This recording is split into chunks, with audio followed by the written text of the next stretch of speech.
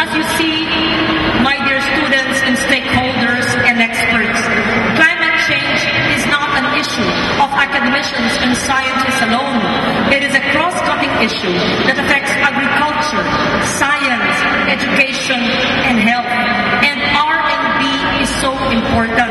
It is important we focus our resources on flood submergent rice or drought-resistant rice seeds so that we can give this away during the seasons of tag-ulan or tag-araw. Science and technology, research and development are key.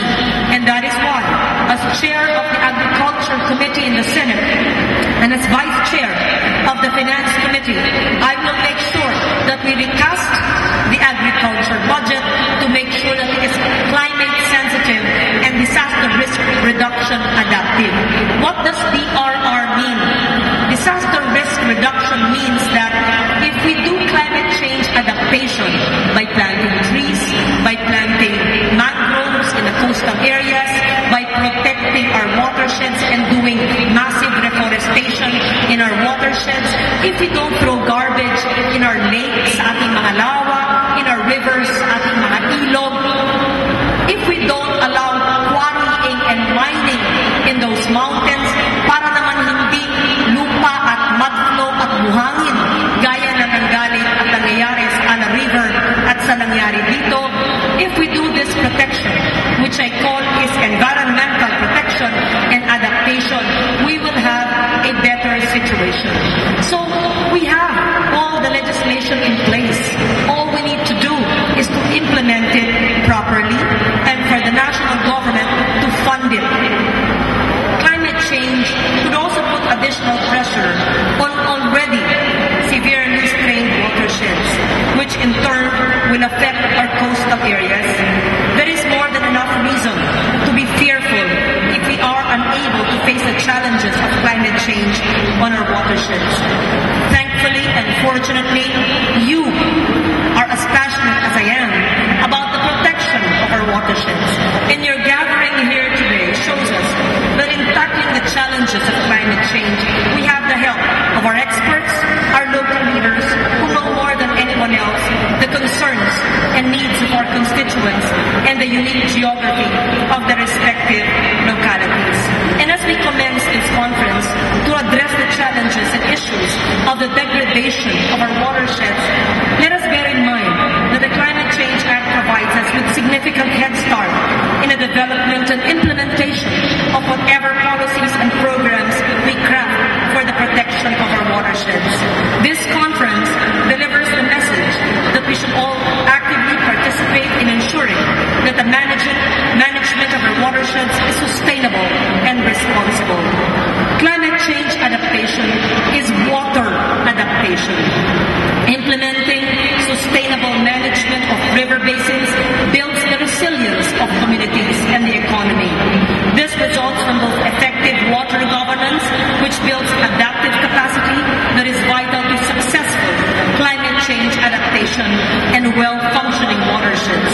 It is my aspiration that the people of South Cotabato, Sultan Kudarat, and the whole Region 12 and the whole of Mindanao to be able to plant and harvest their crops on time, to be able to develop agricultural produce which are climate sensitive, and for the people of Mindanao to have a safe and productive life with disaster risk reduction measures mainstream in their development agenda and with sustainable natural resources and environment.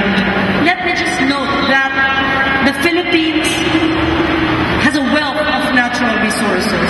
But first, if we do not follow our environmental laws, if we continue throwing our plastics and our solid waste in our drainages, canals, and rivers and lakes, if we do not dredge our rivers and our lakes, if we allow toxicity to prevail in our lakes and rivers, if we do not implement the Clean Water Act, the Clean Air Act, the Climate Change Act, then it is unfortunate to say that we will be doomed. But the Philippines is not alone.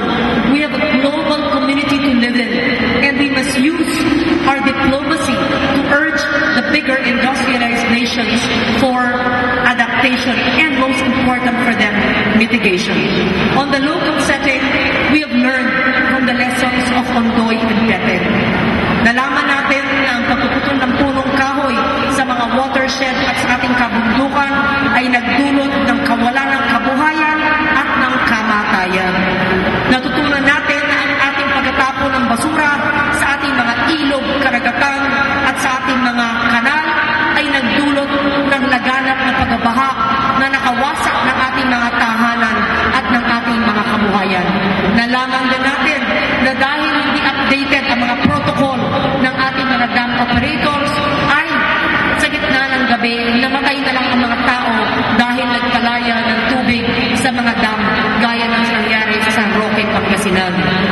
Nakita natin na sa Sultan Kudarat ay apektado ang lambayong na galing pa sa ibang probinsya kung tayo ay nakakapabaya. Ang ibig sabihin niyan, ang ginagawa sa isang probinsya ay nakakaapekto sa ating probinsya. We live in a globalized world. We cannot say, not in my backyard, because the pollution of one country will lead to the degradation of another country.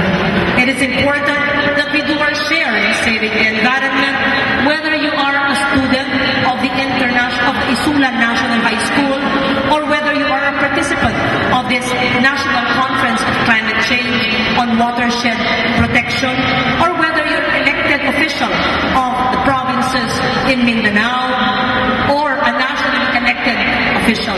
First, follow the laws, help in IEC, information, education, and communication. And third, let us make sure that everybody else complies in our own small way by planting a tree today, by helping in teaching segregation of waste at source, in trying to adopt a low-carbon lifestyle and a low-carbon growth. Permit me, or I will ask,